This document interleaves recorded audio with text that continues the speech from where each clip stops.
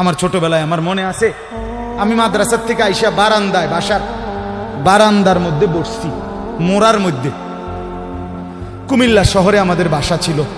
আমার মা রান্না করে আমার ওইখান থেকে বলতেছে, আনিস মোরা উল্টাইয়া, মানে তুই ফিরা, মার দিকে ফিরাব। আমি মার দিকে আরেক দিকে তাকাইছিলাম, তা আমি ফিরা বসছি। তাই বললাম, মা কি হয়েছে?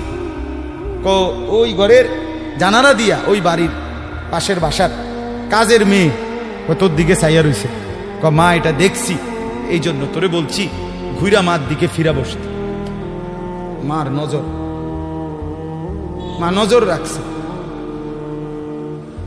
আমি জীবনে একবার, শুধু আমার পুরা জীবনে একটা সাদা টুপি কিনছিলাম একবার, যে টুপিটার মাঝখান দিয়া ছোট্ট ছোট্ট লাল লাল এই ছোট্ট ছোট্ট কটা ফুল ছিল লাল কালারের।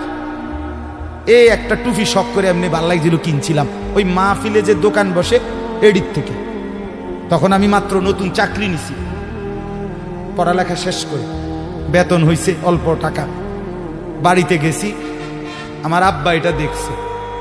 দেখে বিকালবেলা আমার মারে কইতেছে, হেতে যে চাকরি হয়েছে পয়সা হয়েছে বুঝছনি? মারে বলছে। মায়ে কয়, না কি তো হয়েছে?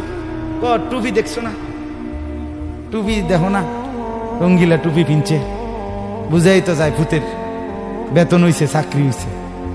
রাত্রে আসার পরে মা, আমি বাহিরের থেকে আসছি, আরে মা আমারে বলছে, ফুত তোর আব্বা মনে হয় টুপিটা পছন্দ করে নাই, সারা জীবন তোরে সাদা টুপি পরাইছে, তুই কিনলে গায়ে লাল ফুলওয়ালা টুপিটা কিনলি, এই যে খুলে রাখছি, আর কোনোদিন পড়ি নাই। বাবার নজর, মার নজর। আমার ভাই, বাপ মার সেই আদর সোহাগ। আমি জীবনে একবার আমার আব্বারে বলছিলাম, আব্বা আমি একটা মাদ্রাসার ব্যাপারে, যে আমি এই মাদ্রাসায় পড়তাম না, আমরা অন্য মাদ্রাসায় ভর্তি করার। আমার আব্বা বলছিল, পুত পরের বেলা ভাত আমার ঘরে খাইও না, এক লোকমা ভাত মুখে দিবা না, বাইর তুমি কই ফরবা তুমি বুঝো, ফরলে ফরো, না ফরলে ফিচা দিয়ে ফেরো, কিন্তু আমার ঘরের ভাত খাইও না। আমি যে এনে বলছি এনেই পড়তে হইব না। তো কানতে কানতে, চোখ মুছতে মুছতে সকালবেলা ভোরে চলে গেছি ওই মাদ্রাসায়। বুঝছি বাপ আমার এতটা শক্ত যে আসলেই আমারে বাদ দিবে না। বাবার সেই কঠোর শাসন আজ আল্লাহর কসম মনে হয় আল্লাহর কথা আপনাদের সামনে বলবার তৌফিক দিছে।